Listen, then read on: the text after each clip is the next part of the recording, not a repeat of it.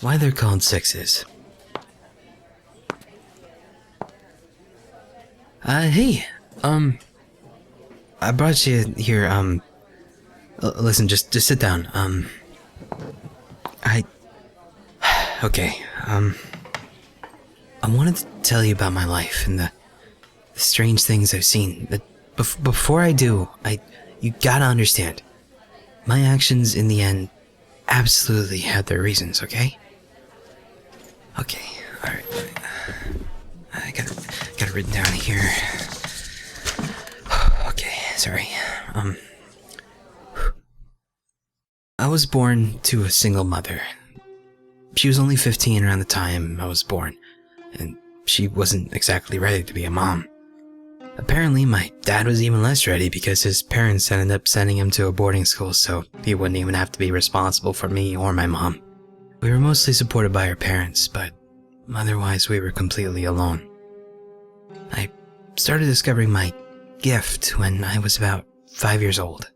My great-grandmother had passed away recently, and I felt really confused when I walked into the viewing room of the funeral parlor and saw my gran sitting in a chair next to her own casket. At that point, I already grasped that death meant that you were gone forever, but yet there she was. My confusion was overpowered with my relief, though. Approaching her, she seemed different. There, but not quite the same. Like when you're picturing something in your head, your eyes are open and you're clearly seeing what's in the room, but something's entirely different at the same time. But then she whispered in my ear, kissed my forehead, and disappeared. I walked up to my mom and asked her about the roses in Italy, as Gran instructed. To this day, I still don't know what that meant, but it was something important enough to make my mother fall to her knees. She held me, and it was the only real time that I remember feeling like she truly loved me.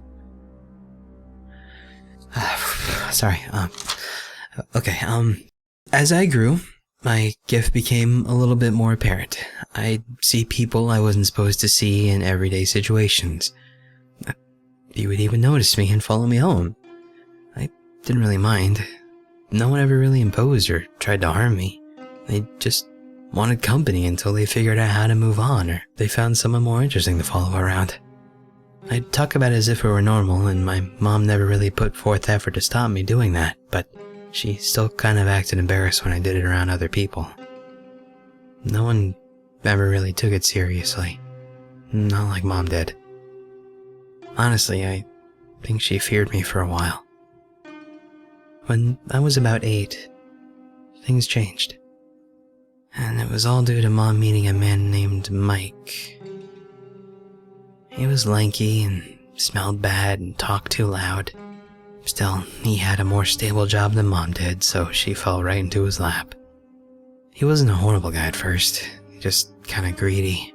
My mom told him about my gift, and he came up with this master plan to use me as a pay pig, post my name up in the phone books as the world's youngest psychic. I don't know if he even believed my gift was real at first, but he definitely learned otherwise later. But, that's how I started talking to dead people in my living room, as I was just beginning to learn multiplication. It was fun at first, when it wasn't the same old tell my mom I love her bullshit. Then there was the case when I was 13, where I was seeing a family who believed the spirit of a 4-year-old girl was haunting their house. They claimed that they didn't intend to make the girl leave, they just wanted to learn more about her so they could make her more comfortable in their home. When I walked into the room, there was definitely no little girl. There was, however, a gray non-human entity crouched on their 17-year-old son's back. Its skin looked like paper, and its eyes were fully blood red. It came in human-like shape, but it was far from human. These non-humans, they were called Sixes, actually. Sixes are souls that were never human. They're created out of pure sorrow and pure hatred.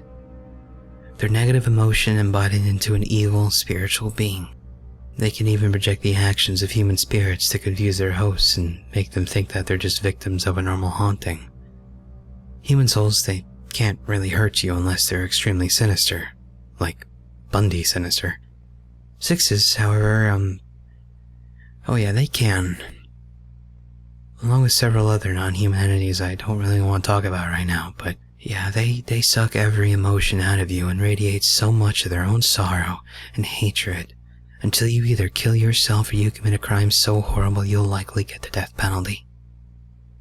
They usually go after evil, corrupt, or just plain miserable people. They're called Sixes, by the way, because they usually only last 6 months before you lost it. I'm gonna get a little bit personal here. I think I started resenting my mom when I was 16. I had gotten tired of the job, obviously, as people would. Everyone in town knew me. All the kids at school called me a freak. And by this point, Mike had started to drink away all the money that people had paid me to tell them their grandmother loved them or that their dead child was in a better place. He became violent and angry. He hit my mom, and she just took it for a while. And then she started to blame me. She even said this, okay? If you never would have started talking to fucking Casper, maybe we wouldn't be in this situation. Completely ignoring the fact that he, her boyfriend, was the reason, not mine. Not long after that, he stopped hitting her and started hitting me. Then she did too.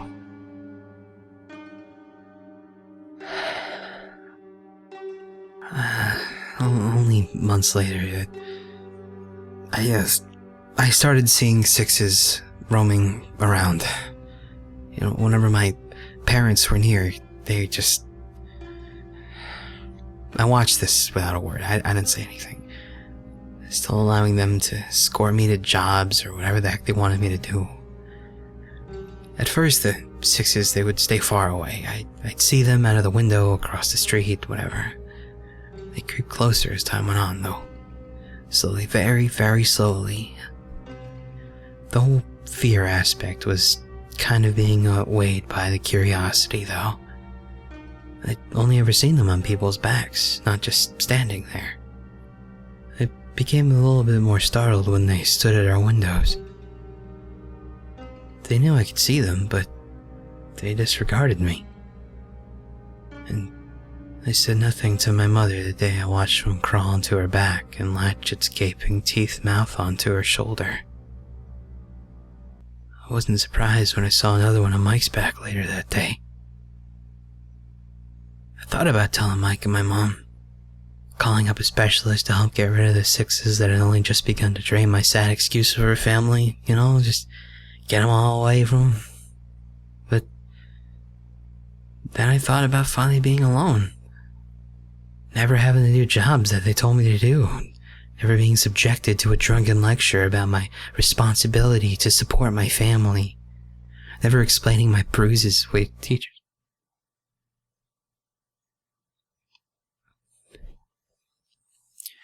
So, I didn't tell him.